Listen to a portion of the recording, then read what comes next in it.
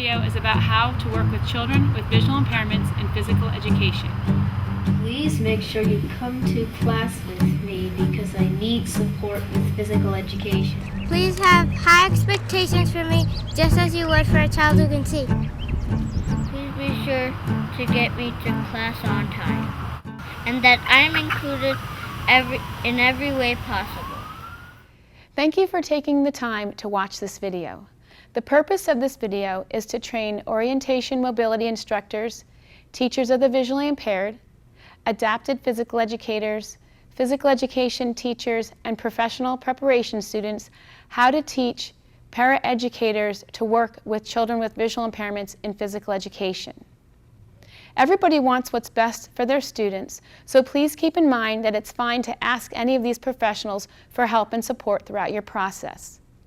We would also like to take this time to thank the Fetzer Institute, the American Printing House for the Blind, the College at Brockport, and Camp Abilities for all their support with this video. Make sure that you meet with the physical education teachers to ensure a clear understanding of their teaching style, philosophy, their experience with children with visual impairments, and to ensure that you both have all of your questions answered before class starts. Visual impairments. Children with visual impairments will have different types and levels of visual impairments. Some children will have acuity problems, which is issues with clarity of vision. Some children will have issues with field loss, which is issues with either peripheral vision, central vision,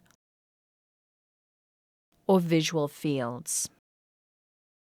In some cases, children will have clear vision one day and loss of vision the next, which is cortical vision loss.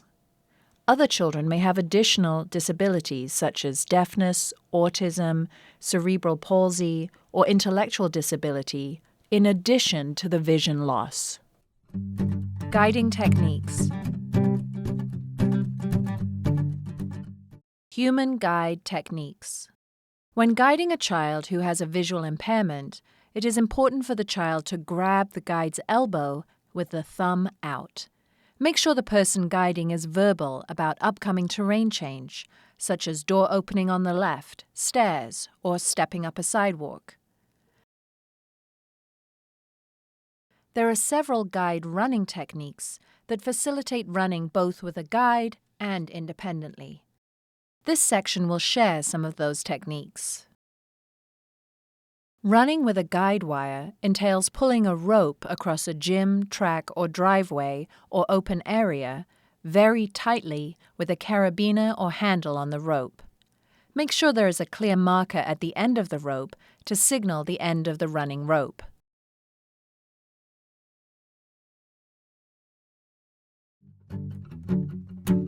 Auditory running. A child could run to a caller or to a sound with a runner running ahead of him. Running on a treadmill allows a child to run freely and increase or decrease speed as needed. Make sure the electronic buttons on the treadmill are marked with clear tactile markings so the child can be independent on the treadmill.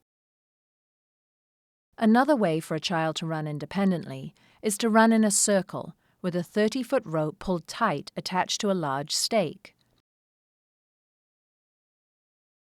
A radio or metronome can be used to help the child know where they started.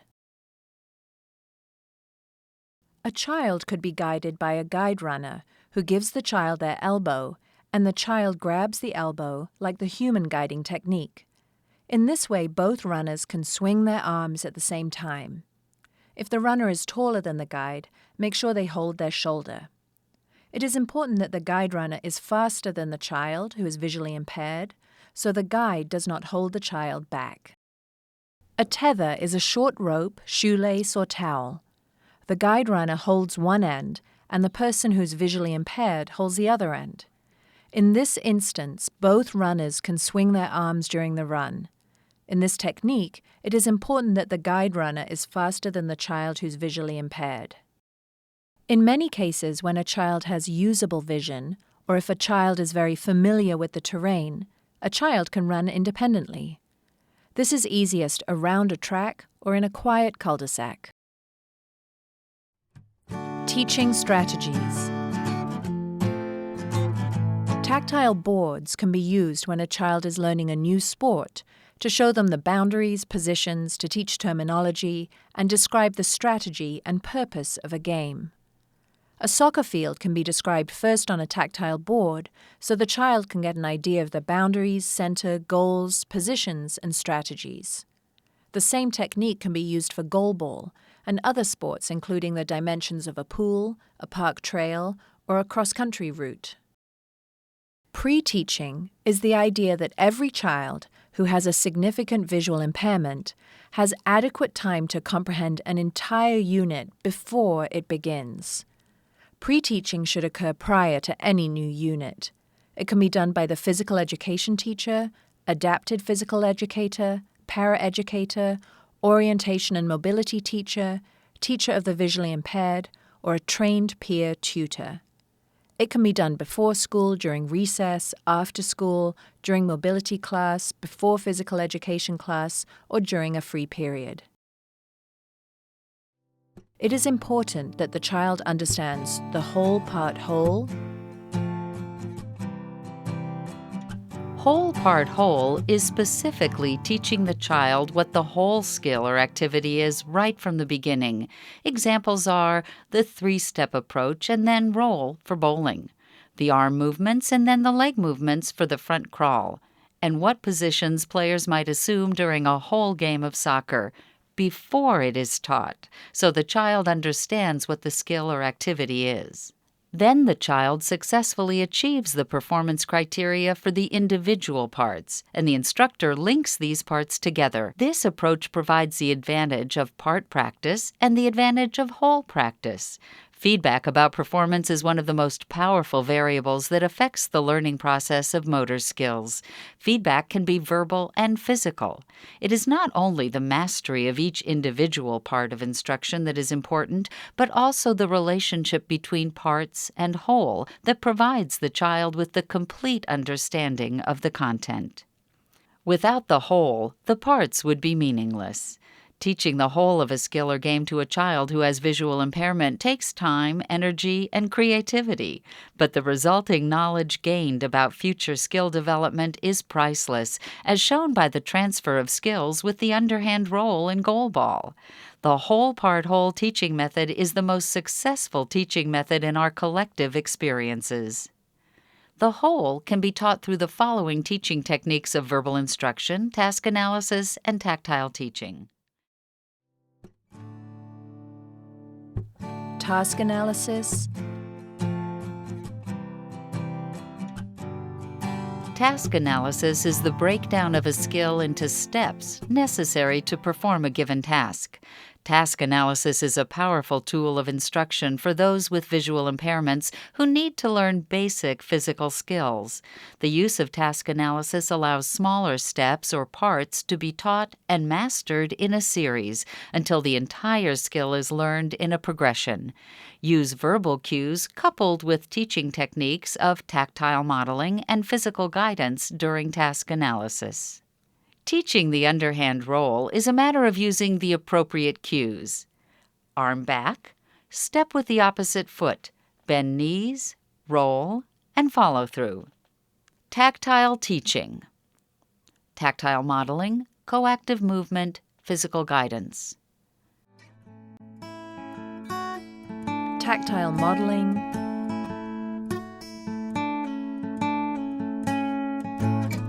Tactile modeling means an exhibition of a motor skill presented tactily. As shown in the video, the child feels the instructor who executes the movement. Tactile modeling is a great way to incorporate peer instruction. Let children teach children. Tactile modeling not only demonstrates actions to children who are blind, it also increases the visibility of an action for children who have low vision. Tactile modeling is a common tool used to teach the component parts in the task analysis and is effective for static and dynamic activities such as jumping rope, yoga, shot put, goal ball, swimming, and many others.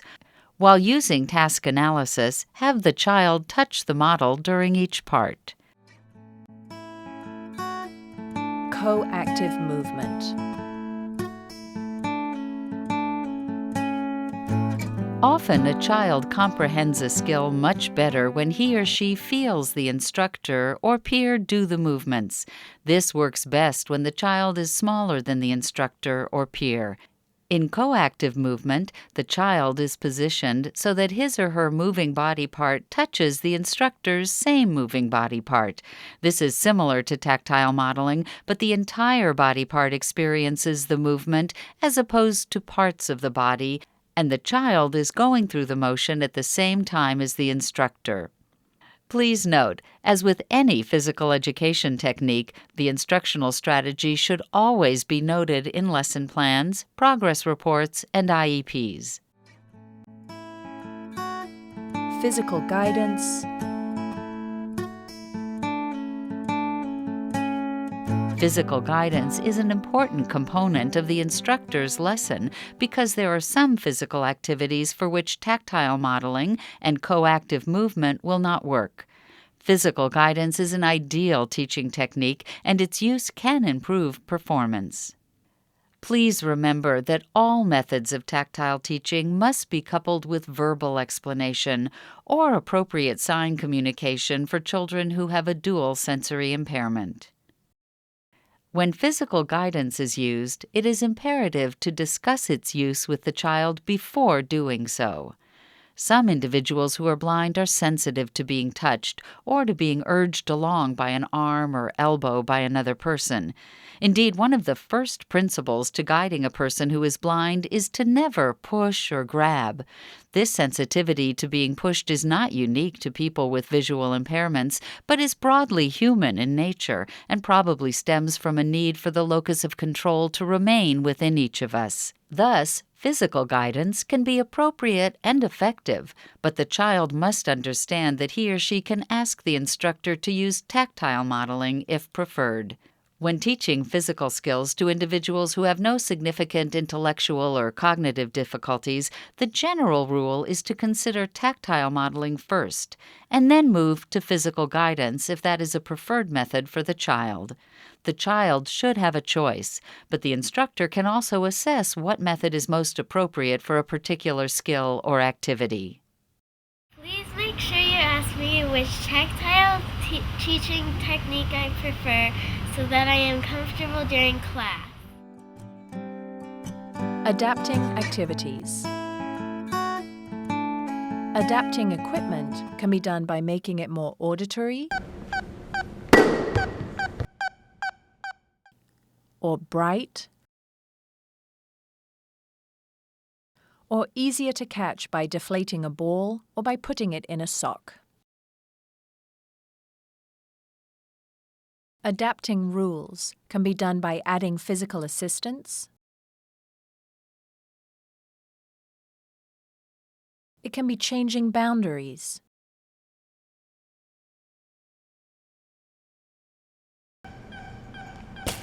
Adding an auditory cue.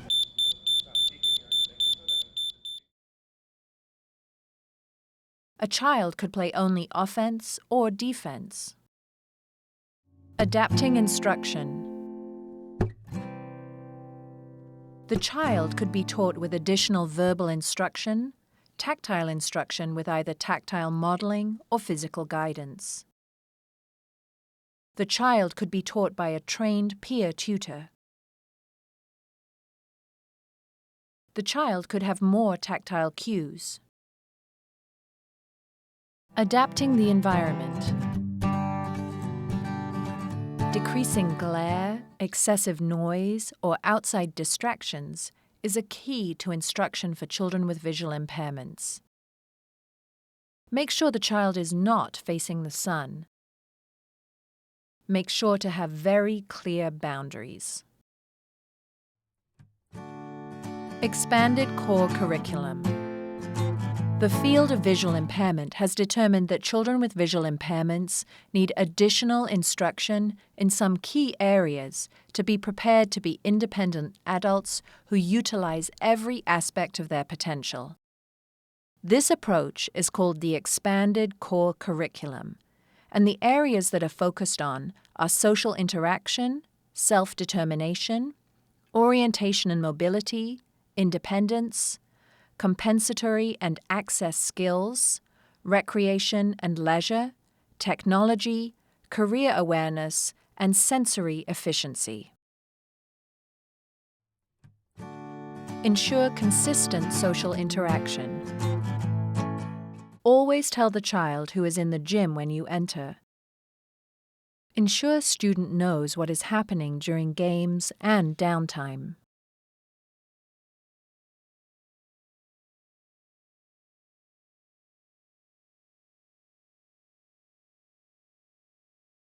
Ensure the child is partners with a peer. Promote social interaction skills by teaching peers how to socialize. Do not get between student and peers.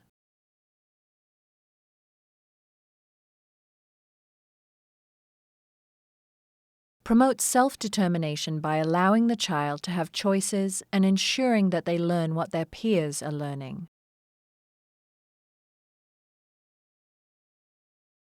Promote orientation and mobility by ensuring adequate pre-teaching, set up guide wires from base to base, activity to activity, or from weight machine to weight machine.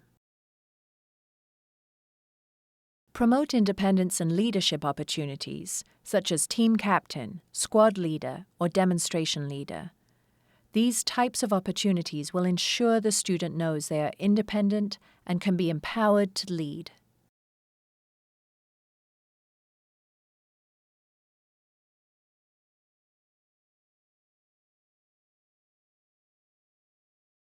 Promote the concept of compensatory and access skills by showing the child how to modify a hockey game for her needs, a kickback game, or a basketball game so she can be included. These adaptations will help the child understand what they need to do to compensate for their vision loss and modify to meet the abilities that they do have.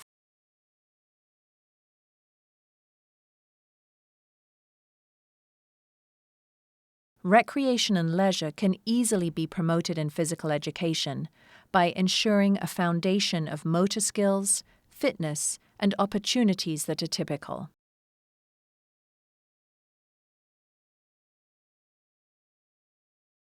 Technology is pervasive in physical education and can be implemented using talking pedometers, talking heart rate monitors, electronic fitness programs such as Nike Running application, Dance Dance Revolution, Wii Fit, and more. In some instances, they will need to learn adaptive techniques. Career awareness can be infused into physical education by introducing roles such as referee, manager, scorekeeper, journalist, announcer, publicist, news anchor, etc. Sensory efficiency can be promoted by playing beep baseball or goalball to promote the use of auditory skills. Running with a guide wire enhances the use of tactile skills. Dancing helps with the use of auditory and tactile skills. And weight training, yoga, and swimming all facilitate the use of tactile skills as well as auditory skills. For more information on the expanded core curriculum, see your teacher of students who are visually impaired or the orientation and mobility instructor. Infusion of these important concepts are worth the time and effort as they lead to independence and a better quality of life for children with visual impairments. Physical safety. Make sure all doors are either all the way open or all the way closed. Mark the entrance to any stairs, halls, closets, or entrances with a rug or rope covered with tape.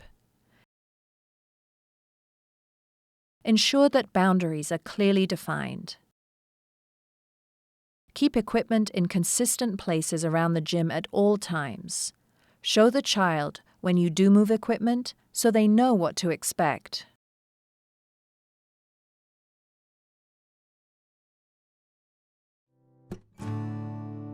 Emotional safety.